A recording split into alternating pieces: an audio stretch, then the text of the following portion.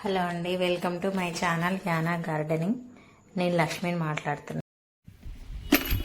ఇవాళ మా సపోటా చెట్టుని అయితే చూద్దాం రండి. పాల సపోటా. ఇయర్లీ 2-3 వీడియోలు అయితే ఈ చెట్టు తప్పకుండా పెడుతూ ఉంటాను. మీరు గమనించినట్టయితే లాస్ట్ టైం వీడియోకి ఈ వీడియోకి మొక్క ఇంప్రూవ్మెంట్ అయితే చాలా బాగా తెలుస్తుంది.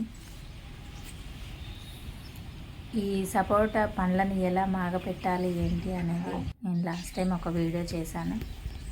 ఇప్పుడు ఈ వీడియోలో మళ్ళీ అదే చెప్పుకోకుండా మనం ఈ మొక్కనైతే మేము ఆర్గానిక్గా పెంచాము. ఎలాంటి కెమికల్స్ వేయలేదు, మెన్యూర్తో పెంచింది. చూస్తున్నారు కదా, ఎలాంటి డిసీజ్ అయితే లేదు. మొక్క చాలా హెల్తీగా ఉంది. కాయలు కూడా చాలా నీట్గా వచ్చినాయి. ఎలాంటి చచ్చు పుచ్చు అయితే లేదు. సైజు కూడా చాలా కరెక్ట్ సైజులో ఉంది. చూడండి, చిన్న సైజు కాయలు కూడా చాలానే ఉన్నాయి. ఇంకొక 20 days తర్వాత ఆ కాయలు కూడా తెంపుకోవచ్చు మనము. నా వరకు అయితే చాలా హ్యాపీ అండి. ఇలాంటి కెమికల్స్ లేకుండా మన ఇంటి వరకు అయితే కాస్తున్నాయి.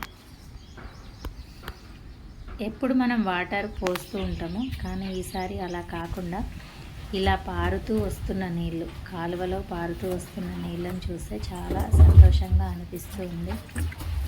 అన్నిసార్లు కాకపోయినా రైనీ సీజన్ కాబట్టి కొన్నిసార్లు ఇలాంటివి సాధ్యం అవుతూ ఉంటాయి. ఇంకా మొక్కలన్నీ ఇక్కడ సైడే ఉన్నాయి.